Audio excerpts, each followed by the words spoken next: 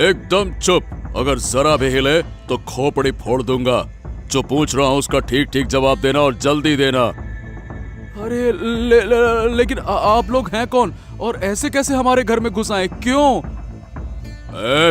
मैंने कहा चुप रहे मतलब चुप रहे। मुंह से एक भी आवाज नहीं निकलनी चाहिए। जितना पूछा उतना बता। क्या किसी ने तेरे घर में शरण ली है? एक आदमी व्यापार करके लौट रहा था, जरूर तुम्हारे घर में छुपा होगा। जल्दी बता। अरे नहीं, वो हमारे घर में नहीं आया है। मैं सच बोल रहा हूँ। आप गलत समझ रहे हैं, चाहे तो पूरा घर खोज सकते हैं, कोई नहीं आया है। सच में? अगर देख झूठ बोला तो जिंदा नहीं बचेगा। अगर पकड़ में आ गया तो पूरे परिवार को मार डालूंगा। हाँ, सच कह रहा हूँ। मैं आपसे झूठ क्यों बोलूंगा और मैं इतने रात को किसी को आश्रय क्यों दूंगा? अगर यकीन नहीं है तो खुद ही देख लीजिए ना घर में। ठीक है, मान लिया। लेकिन तुम्हारे घर में आया हूँ तो खाली हाथ तो नहीं जाऊंगा। कुछ ना कुछ तो लेकर ही जाना होगा ना। अरे नहीं, ऐसा मत कीजिए। हम अमीर लोग नहीं हैं, हम गरीब मजदूर हैं। दिन रात मेहनत करते हैं, कभी 2 वक्त का खाना नहीं मिलता। दया कीजिए, ऐसा कुछ मत कीजिए। रोना गाना मत कर, चुप कर। एक शब्द भी बोलेगा ना, जरा भी हिला तो जान से मार दूंगा यहीं पे। ये क्या कर रहे हो बेटा? चले जाओ यहाँ से, हमारे घर में कुछ भी नहीं है।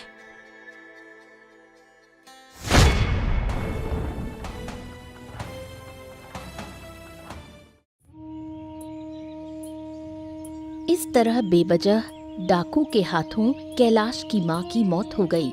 माँ को खोकर कैलाश और उसकी पत्नी आराध्या बिल्कुल असहाय हो जाते हैं।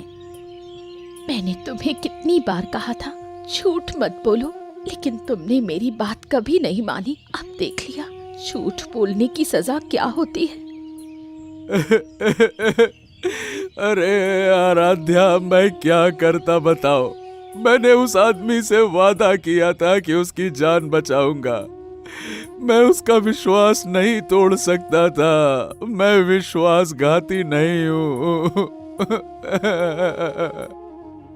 तुम्हारे इसी विश्वास के चलते तुमने झूठ बोला और उसी झूठ की वजह से आज हमारी माँ की ये हालत हुई। उसे हमेशा के लिए इस दुनिया से जाना पड़ा। शायद तुम खुश होंगे, है ना? अरे नहीं हूँ खुश, नहीं हूँ, ऐसा मत कहो। वो मेरी माँ है, मेरी माँ थी वो। मैं कैसे खुश रह सकता हूँ? अगर मुझे जरा भी अंदाजा होता कि ऐसा कुछ होगा तो मैं कभी झूठ नहीं बोलता, कभी नहीं। पूरी जिंदगी तुमने सच का साथ दिया और आज इस तरह तुमने सच का बदला दिया। गांव के लोग तुम्हें एक सच्चा इंसान मानते थे और आज तुम्हारे झूठ की वजह से तुम्हारी माँ को जान गंवानी पड़ी।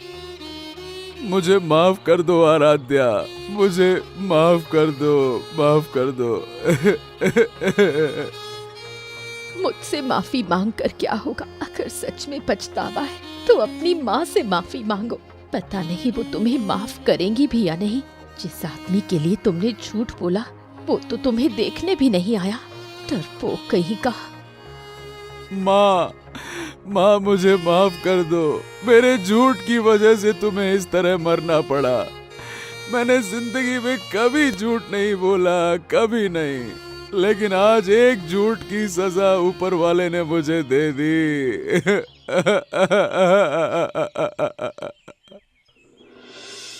धीरे धीरे कैलाश के बोले गए झूठ की बात पूरे गांव में फैल गई। लोग उसकी इस मूर्खता पर हंसी उड़ाने लगे। बताओ भैया, भला क्या मिला? सालों से खुद को सच्चा और ईमानदार बताता फिरता था और आज वही झूठा निकला। अरे उसके झूठ की वजह से उसकी माँ को जान देनी पड़ी। बताओ भला ऐसा कौन करता है? हाँ भैया, बात तो बिल्कुल सही है। हमें किसी नकाब की जरूरत नहीं है। जब सच बोलने की जरूरत होती है तब सच बोलते हैं, जब झूठ बोलने की जरूरत होती है तब झूठ बोलते हैं। बस सच की जगह झूठ और झूठ की जगह सच, ऐसा नकाब नहीं पहनते। वही तो, बात तो तेरी बिल्कुल सही है, लेकिन कैलाश ने जो किया वो बहुत बड़ी गलती थी। अरे भाई, गांव में उसकी इतनी इज्जत थी सिर्फ उसकी सच्चाई की वजह से, और अब देखो उसने क्या किया। मैंने तो सुना है कि उसने किसी व्यापारी को बचाने के लिए ऐसा किया। अब भैया, हो सकता है कि शायद उस व्यापारी ने उसे बहुत सारा धन देने का लालच किया हो और उसी लालच में उसने अपनी माँ को मरने दिया हो। ए भैया, लालच से बड़ा इस दुनिया में कोई नहीं है। एक बार लालच आया तो आदमी झूठ बोल दे, माँ को मरवा दे, कुछ भी करवा दे। और नहीं तो क्या। और फिर ये सब करके उसे क्या मिला? वो तो व्यापारी है, वो तो आखिरी वक्त में चोर की तरह भाग गया। कैलाश की माँ भी चली गई, पैसा भी गया और इज्जत भी खत्म। मिला क्या? अरे भाई, अब जिस हालत में वो है, लगता नहीं कि अब वो इस गांव में रह पाएगा। कोई उसे काम भी नहीं देगा। अब बेचारा अब क्या करेगा, कौन जाने। हाँ, ठीक ही हुआ। बूढ़ी ने उसे बचपन से पाल पोस कर बड़ा किया और आखिर में उसी बेटे की वजह से जान गंवानी पड़ी। ऐसे बेटे से तो भैया बेटा ना होना ही अच्छा है। बिल्कुल सही कह रहे हो। अरे बेटा नहीं, कलंक है वो, कलंक, कलंकी बेटा। हाँ। क्या हुआ? तुम सब कुछ समेट क्यों रहे हो? कहीं जा रहे हो क्या? मुझे तो कुछ बताया भी नहीं। हाँ, जा रहा हूँ आराध्या, इसीलिए तो सब कुछ समेट रहा हूँ। तुम भी अपना सामान तैयार कर लो। अब तुम मेरे साथ ही चलोगी। पहले तय नहीं किया था, अभी अभी निर्णय लिया है। क्या कह रहे हो? इस हालत में, इस परिस्थिति में कहाँ जाएंगे हम? कहीं घूमने जाने की बात तो नहीं कर रहे? अरे क्या पागल हो गई हो क्या? मैं घूमने कैसे जा सकता हूँ? अभी 2 दिन पहले मेरी माँ की मृत्यु हुई है और मैं सैर सपाटे पर घूमने जाऊंगा? क्या बात करती हो तुम? तो कहाँ जाने की बात कर रहे हो? इस हालत में कहीं और जाने की तो कोई वजह नहीं है। कृपया साफ साफ बताओ। मैं और तुम, हम दोनों हमेशा हमेशा के लिए इस गांव को छोड़कर जा रहे हैं। अब हम कभी भी इस गांव में नहीं रहेंगे और कभी लौट कर भी नहीं आएंगे। समझ गई? सामान बांधो। लेकिन क्यों? यही तो तुम्हारा जन्म स्थान है, यही तुम्हारी माँ की आखिरी यादें हैं, फिर भी तुम इसे छोड़ना चाहते हो। ए आराध्या, अब मुझसे नहीं सहा जाता। जो हादसा हुआ उसमें मेरा कोई बड़ा दोष नहीं था, लेकिन गांव वाले मेरा मजाक बना रहे हैं। मेरी इज्जत मिट्टी में मिल गई। जिस दिन मेरी इज्जत लौटेगी, मैं उसी दिन गर्व से इस गांव में वापस आऊंगा, लेकिन अभी नहीं हो पा रहा, मुझसे नहीं हो पा रहा। मैं तुम्हारा दर्द समझती हूँ, लेकिन हम कहाँ जाएंगे? वहाँ जाकर कैसे रहेंगे? यहाँ तो कम से कम हमारा घर तो है। उसकी चिंता तुम मत करो, मैं हूं ना। जब तक मैं जिंदा हूं, तुम्हें कोई तकलीफ नहीं होगी। बस मुझ पर भरोसा रखो और चलो। ठीक है, जहाँ तुम जाओगे मैं तुम्हारे साथ रहूंगी हमेशा। अरे भाई, आप इस घर के आसपास क्यों घूम रहे हैं? किसी को ढूंढ रहे हैं क्या? जी हाँ, मैं ढूंढ ही रहा था। यहाँ पर शायद कैलाश का परिवार रहता था। क्या आप बता सकते हैं कि वो लोग कहाँ गए? कैलाश के परिवार को ढूंढ रहे हैं आप? अरे इतने दिन कहाँ थे आप? और आप हैं कौन? मैंने आपको इस गांव में पहले कभी तो नहीं देखा। ओ, आपको देखकर लगता नहीं कि आप कैलाश के पुराने जानकार या रिश्तेदार हैं। देखिए, दरअसल हम पहले से जान पहचान वाले तो नहीं थे, लेकिन कुछ दिन पहले हमारी मुलाकात हुई थी। अब जब मैं उसे ढूंढने आया तो पता चला कि वो तो यहाँ रहता ही नहीं है, उसका परिवार ही यहाँ नहीं है। क्या आप बता सकते हैं कि वो लोग कहाँ गए हैं? देखिए, ऐसा है, कुछ दिन पहले डाकुओं के हमले में कैलाश के माँ की मृत्यु हो गई। उसके बाद कैलाश और उसकी पत्नी गांव छोड़कर कहीं चले गए। लेकिन अब कहाँ गए ये मुझे भी नहीं पता। ओ, मतलब उस रात की घटना में कैलाश की माँ डाकुओं के हाथों मारी गई। मुझे तो इसका जरा भी पता नहीं था। आप हैं कौन? मुझे तो आप पर शक हो रहा है। आप इतनी विस्तार से इस घटना को कैसे जानते हैं? हाँ, क्योंकि कैलाश ने उस रात मेरे लिए ही झूठ बोला था। मैंने उससे कहा था कि मेरी जान बचा लो, डाकुओं से कह दो कि मैंने उसके घर में शरण नहीं ली है। लेकिन सच तो ये है कि मैंने उस रात कैलाश के घर में शरण ली थी। ओ, तो मतलब आप वही व्यापारी हैं? अरे, जिसने लालच देकर कैलाश से झूठ बुलवाया। आप ही हैं वो उसकी माँ के मौत के जिम्मेदार। अरे नहीं नहीं नहीं नहीं नहीं, ऐसा मत कहिए। मैंने उसे किसी तरह का लालच नहीं दिया था। मैंने बस उससे विनती की थी और वो मेरी बात मान गया। मुझे कुछ भी पता नहीं चला उस दिन कि उसकी माँ के साथ क्या हुआ, और मैं पिछले दरवाजे से निकल गया था। वाह वाह वाह वाह वाह, आपकी इसी छोटी सी बात की वजह से कैलाश को कितना नुकसान उठाना पड़ा, कितना कुछ सहना पड़ा। हे भगवान। खैर, अब मैं चलता हूँ। मुझे नहीं पता कि कैलाश का परिवार इस वक्त कहाँ है।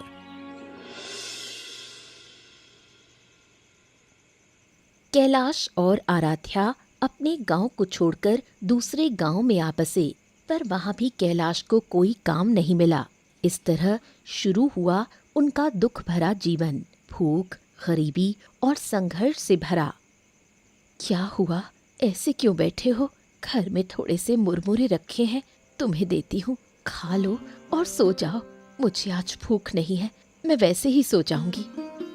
अच्छा, मुझे सिखा रही हो भाग्यवान। देखो आराध्या, मुझे पता है कि तुम्हें मेरे लिए कितना कुछ सहना पड़ रहा है।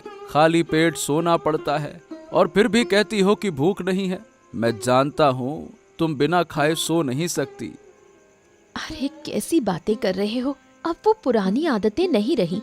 शाम को तो मैंने थोड़ा बहुत खा लिया था, इसलिए पेट भरा लग रहा है। तुम खा लो। हाँ, मैंने सोचा था अपना गांव छोड़कर कहीं और जाऊंगा तो शायद बेहतर जिंदगी मिलेगी, लेकिन यहाँ आकर ये हाल होगा, ये मैंने भी कभी नहीं सोचा था आराध्या। इसमें क्या हुआ? हमें आए हुए अभी 2-3 दिन ही हुए हैं। अगर इन 2-3 दिनों में काम नहीं मिला तो क्या होगा? आगे चलकर मिल भी सकता है। बस थोड़ा धैर्य रखो। अरे भाई, मैं तो धैर्य रख लूंगा, लेकिन तुम्हारा दर्द नहीं देख सकता। दिन ब दिन तुम्हें इस तरह कष्ट झेलते देखकर मेरा मन टूट जाता है। चाहे देख सको या नहीं, सहना तो पड़ेगा। अब हमारी जिंदगी पहले जैसी नहीं रही, बहुत कुछ बदल गया है और हमें भी उसके साथ बदलना होगा। अच्छा ए भाग्यवान, तुम इतनी समझदार कब से हो गई? पहले तो छोटी छोटी बातों पर जिद किया करती थी और अब उल्टा मुझे समझा रही हो हैं? हमेशा जिद करने से काम नहीं चलता। जब तुम फिर से अच्छी कमाई करने लगोगे तब मैं फिर जिद करूंगी, ठीक है? ठीक है, घर में जितने मुरमुरे हैं दोनों मिलकर खा लेते हैं और फिर सो जाते हैं। जो है सो है।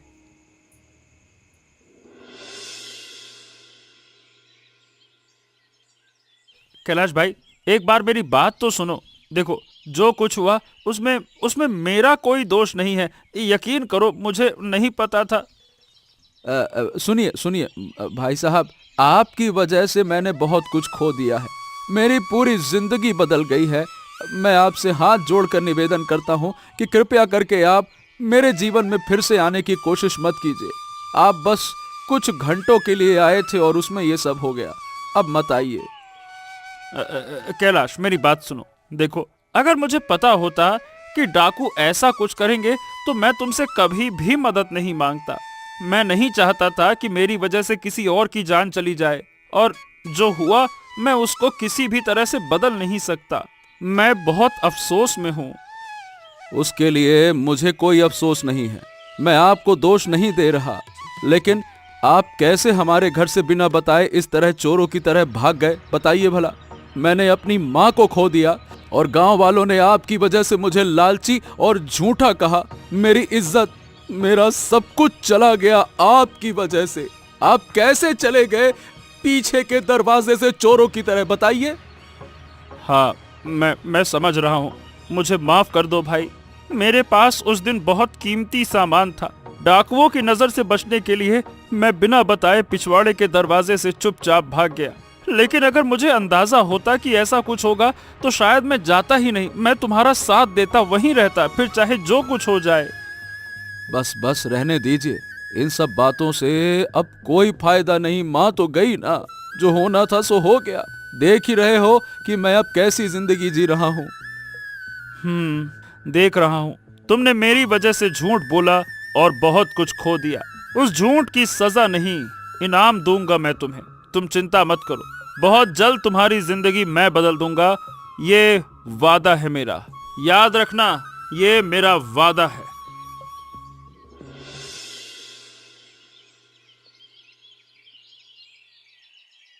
हे भाग्यवान, अब तो जीने का कोई मतलब नहीं रहा। मैं बार बार एक आदमी से वादा करके भी उसे निभा नहीं पा रहा हूँ। ये ठीक नहीं है।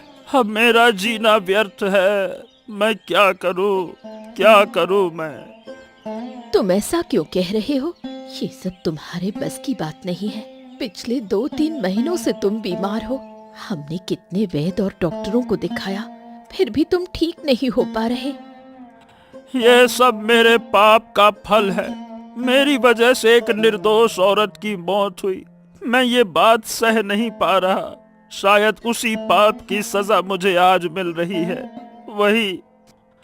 छी छी, ऐसा क्यों कह रहे हो? वहाँ तुमने कोई पाप नहीं किया। जो पाप किया वो उन डाकुओं ने किया। इसमें तुम्हारा कोई दोष नहीं है। हाँ, मान लिया। लेकिन कुछ महीने पहले मैंने कैलाश से कहा था कि उसकी मैं जिंदगी बदल दूंगा। पर अब क्या हुआ? शायद कैलाश फिर से मुझसे नाराज होगा। सोचता होगा कि मैं एक धोखेबाज आदमी हूँ। यही सोचता होगा। पहले तुम ठीक हो जाओ, फिर हम दोनों जाकर कैलाश और उसकी पत्नी को जरूर पुरस्कृत करेंगे। हम वैसे लोग नहीं हैं जो वादा तोड़ दें, है ना? मैंने भी यही सोचा था राधा, लेकिन मैं तो अच्छा हो ही नहीं रहा। महीने दर महीने बीत रहे हैं। कैलाश मेरी प्रतीक्षा कर रहा होगा। मैं इस दुख को नहीं सह पा रहा। अरे रे रे रे रे रे। अगर तुम ऐसे दुख जताते रहोगे तो और बीमार पड़ जाओगे। दुख छोड़ो और जल्दी ठीक हो जाओ, तभी तो तुम कैलाश से मिल पाओगे। बस वही हो जाए। मैं ऊपर वाले से दुआ करता हूँ, वही हो जाए।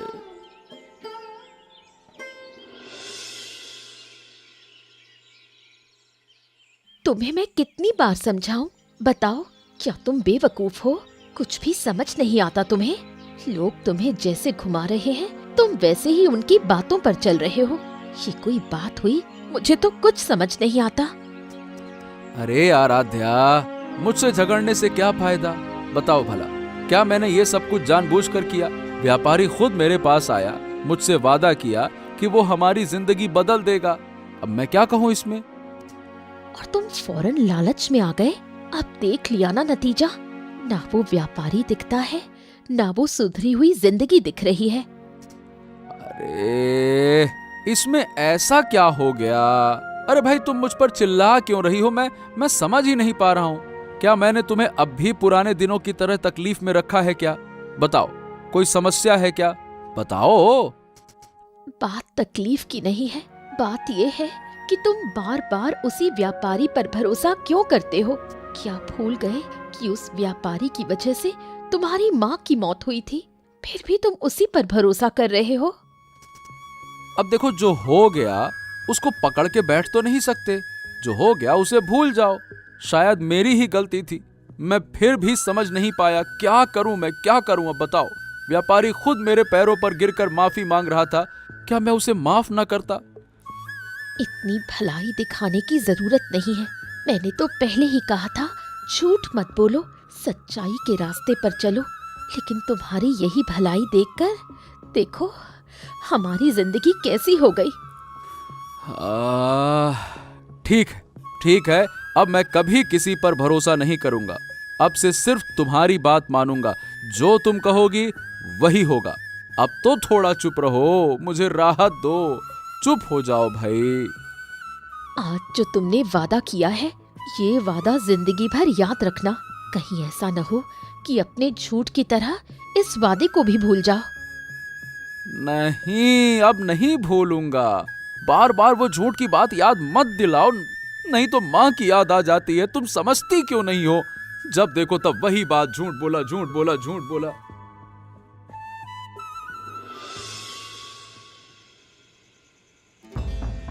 अरे ये क्या कर रहे हो तुम लोग? कौन हो तुम लोग? ये ऐसा क्यों कर रहे हो? आराध्या, अरे छोड़ो मुझे। भाग्यवान, अरे कहाँ हो तुम? बाहर आओ। अरे देखो तो ये लोग कौन है? लगता है फिर से हमारे घर डाकू आ गए। छोड़ो छोड़ो। हाय दैया, फिर से ये डाकू कहाँ से आ गए? लगता है ये डाकू हमारा पीछा नहीं छोड़ेंगे। हमारी जिंदगी नर्क बना दी है इन्होंने। अरे कुछ करो, मैं तो इससे निपट नहीं पा रहा। ये मेरी आंखों पर पट्टी बांध रहे हैं। अरे छोड़ो मुझे।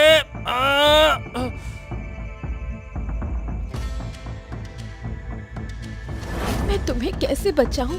इन्होंने तो मेरी आंखों पर पट्टी बांध दी। हमें कहाँ ले जा रहे हैं ये लोग? क्या हमें अगवा किया जा रहा है? कोई है क्या? बचाओ बचाओ। देखो, तुम लोग मेरी पत्नी को छोड़ दो। जहाँ ले जाना है मुझे ले जाओ, मैं खुद तुम्हारे साथ चलूंगा। बस मेरी पत्नी को कुछ मत करना। मैंने अपनी माँ को खो दिया, अब अपनी पत्नी को नहीं खो सकता। मेरी बात मानो, छोड़ दो उसे। ये क्या कर रहे हो तुम? वो मुझे कहाँ ले जाएंगे? मैं तुम्हें कहीं जाने नहीं दूंगी। सुनिए, जहाँ मेरे पति को ले जाएंगे वहाँ मुझे भी ले जाइए। अगर जरूरत पड़े तो हम दोनों को साथ में मार डालिए। ऐसी अनिश्चित जिंदगी अब हम नहीं चाहते। मैं तो ऐसा बदनसीब इंसान हूँ जो ना अपनी माँ को बचा सका, ना अपनी पत्नी को। मेरे जैसे आदमी का जीना ही बेकार है। चलो, कहाँ ले चलते हो मुझे? बांध कर, उठा कर, जैसे भी हो ले चलो। क्या तुमने वहाँ की खबर ली? सब कुछ ठीक ठाक है ना? देखो, अगर सब कुछ सही से नहीं हुआ तो इस आयोजन का कोई मतलब नहीं। फिर गांव वालों के सामने हमारी ही बेइज्जती होगी। अरे नहीं भाई, नहीं। क्या मैं आधा अधूरा काम करूं? मैं इन चीजों में बहुत निपुण हूँ राधा। मैंने सारी जांच परख अपनी आंखों से करके ही आयोजन तय किया है। हाँ। अच्छा, अब तो मैं कुछ हद तक निश्चिंत हो गई। अगर हमारा आयोजन सफल नहीं हुआ तो फिर देखना, तुम्हें मानसिक शांति नहीं मिल सकेगी। ओहो, अरे भाई तुम बस देखती जाओ, फिर क्या क्या होगा। मैंने सबको सब कुछ बता दिया। सब लोग योजना के मुताबिक आगे बढ़ रहे हैं। आखिरी वक्त तक किसी को पता नहीं चलेगा कि क्या होने वाला है। ठीक है, मैं तुम पर भरोसा कर रही हूँ। देखना, ये आयोजन 100% सही होना चाहिए। गांव वाले खुश हों, ये मेरी आशा है। सुनो गांव वालों, ये वही 2 लोग हैं जिनके बारे में मैंने तुम्हें इन दिनों बताया था। मैं इन्हें विशेष रूप से पुरस्कृत करना चाहता हूँ। आराध्या, ये आवाज तो मुझे बहुत जानी पहचानी सी लग रही है। मैं जानता हूँ ये किसकी आवाज है। ये हाँ, ये तो निश्चित ही उस व्यापारी की आवाज है। क्या कह रहे हो तुम? तो क्या इसने हमें अगवा करवाया था? ये बात उसके मन में थी। मैंने तुमसे पहले ही कहा था कि ये आदमी बिल्कुल भला नहीं है। ओहो, तुम लोग बड़बड़ाओ मत। क्या तुम्हें मेरी आवाज पहचानने में दिक्कत हुई क्या? हाँ भाई हाँ, मैं वही व्यापारी हूँ जिसकी वजह से तुम्हें इतना कुछ सहना पड़ा, जिसकी वजह से तुम्हारी जिंदगी इस हालत में आ गई। शांति रखो थोड़ा। तो आप हमें इस तरह अगवा करके लाए हैं? हमने आपको क्या नुकसान किया था? हमने तो आपसे कुछ मांगा भी नहीं था।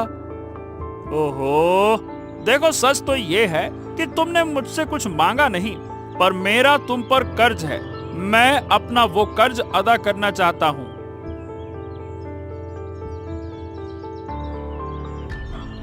क्या? ये हम कहाँ आ गए? ये इतना बड़ा मैदान, ये आयोजन क्या है? देखिए, आप हमें बता दीजिए ये क्या है? बता रहा हूँ। रुको रुको, मैंने कहा था ना कि मैं तुम्हारा कर्ज चुकाऊंगा। यही वजह है कि मैंने तुम्हें यहाँ बुलाया। पर मैंने आपसे कोई चीज नहीं मांगी थी। आप किस कर्ज का भुगतान करेंगे? मैं कुछ समझ नहीं पा रहा।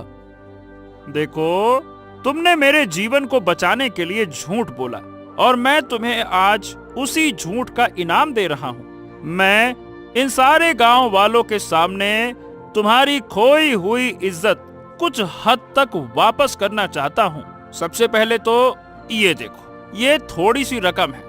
इस धन से तुम जो चाहे वो कर सकते हो। बड़ा मकान बना लो, जमीन खरीद लो या जरूरतमंदों में दान कर दो। ये पूरी तरह से तुम्हारा निर्णय होगा। बाप रे, इतने सारे पैसे! देखिए, मैं ये पैसे नहीं ले सकता। मैं लालची नहीं हूँ, पर मैं आपका आभारी हूँ बस। ओहो, ये पुरस्कार तुम्हें स्वीकार करना ही होगा। गांव के लोग देख रहे हैं, तुम इसे स्वीकार करो और जरूरत पड़ी तो बाद में इन पैसों को गरीब और परेशान लोगों में बांट देना। बस इतना कर देना। बनिक के पुरस्कृत करने की कहानी से कैलाश और आराध्या बहुत खुश हो जाते हैं। वो धीरे धीरे अपना खोया हुआ सम्मान वापस पाने लगते हैं। देखा ना भाग्यवान, मैं तुम्हें बार बार कहता था ना कि वो व्यापारी अच्छा इंसान है, लेकिन तुमने मेरी कोई बात ही नहीं मानी। मैं इंसान पहचानने में गलती नहीं करता। तुम सही कहते थे, बनिक सच में अच्छा इंसान है।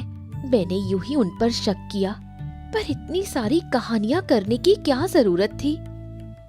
हाँ, शायद हमें चौंकाना चाहता था। अगर सामान्य रूप से हमें पुरस्कृत करता तो हम भी इसे सामान्य बात ही समझते।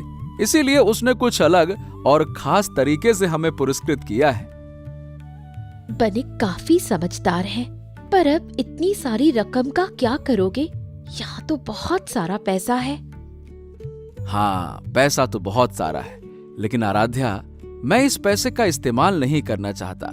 क्या है कि मैं कोई लालची आदमी नहीं हूँ। अगर लालची होता तो बहुत पहले ही व्यापारी की जिंदगी के बदले पैसे की मांग कर सकता था। मैं भी यही सोच रही हूँ। इस पैसे को हम हाथ नहीं लगाएंगे, इसे हम लोगों में बांट देंगे। हमने अपना सम्मान वापस पा लिया, यही हमारे लिए सबसे बड़ी बात है। गांव के लोग अब हमें फिर से इज्जत की नजर से देखने लगे हैं। लेकिन इससे क्या फायदा होगा? ये तो व्यापारी का गांव है, हमारा नहीं। काश हमारे गांव के लोग ये सब कुछ देख पाते तो अच्छा होता। अफसोस मत करो, सच कभी छुपा नहीं रहता। धीरे धीरे ये सारी बातें हमारे गांव में भी पहुंच जाएंगी। उस दिन गांव के लोग हमें फिर से सम्मान देंगे। तुम बिल्कुल सही कह रही हो। मैं अब सिर्फ सच के रास्ते पर ही चलूंगा, अब कभी झूठ नहीं बोलूंगा। एक झूठ ने मेरे जीवन से बहुत कुछ छीन लिया, चाहे उससे मुझे कितना ही बड़ा इनाम क्यों ना मिला हो, लेकिन जो गया उसकी भरपाई तो नहीं हो सकती ना। इसीलिए ही तो लोग कहते हैं, झूठ बोलना महापाप है। झूठ के कारण इंसान की जिंदगी में बहुत नुकसान होता है।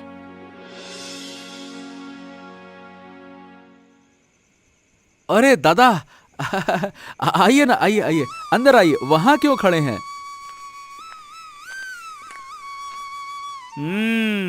आज तो लगता है कि तुम मुझसे बहुत प्रसन्न हो।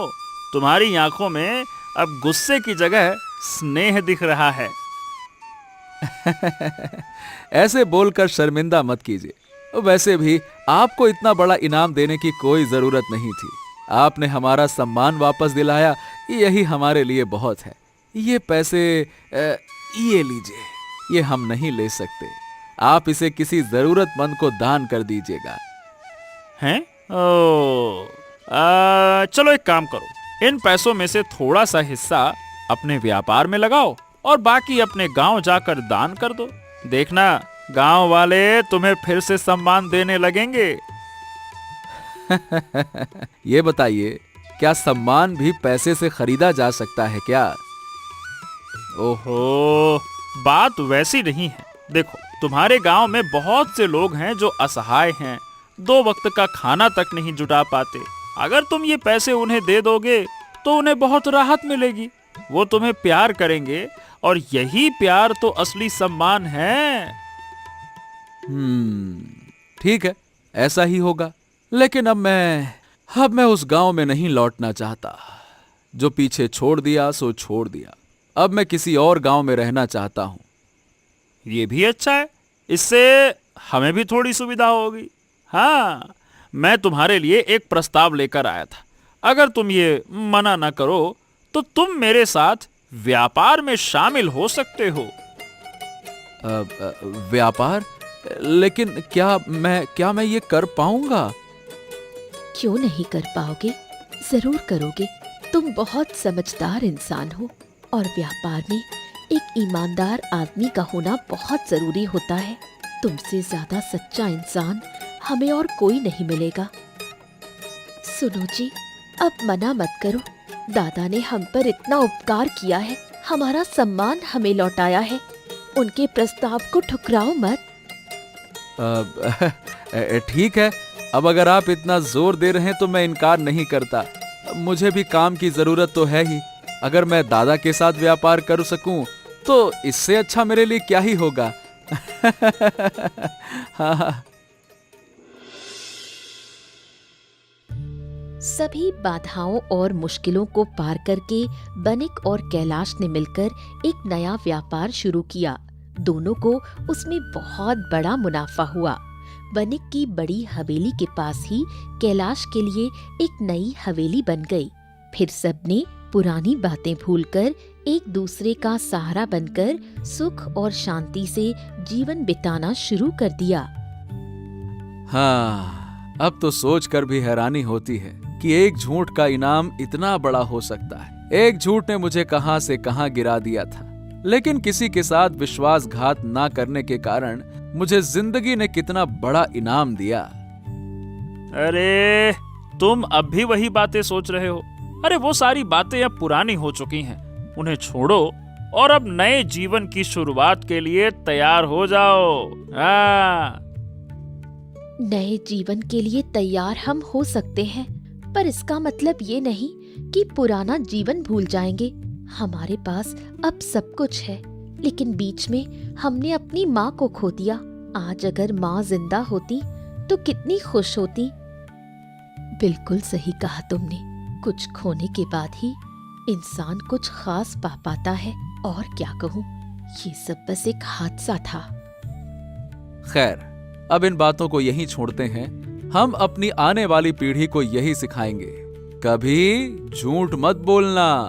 हर झूठ का इनाम इतना अच्छा नहीं होता। ऐसे ही मजेदार कहानियां देखने के लिए हमारे चैनल को सब्सक्राइब करना मत भूलिएगा। तो बताइए दोस्तों, इस कहानी में कैलाश की माँ को किसने मारा था?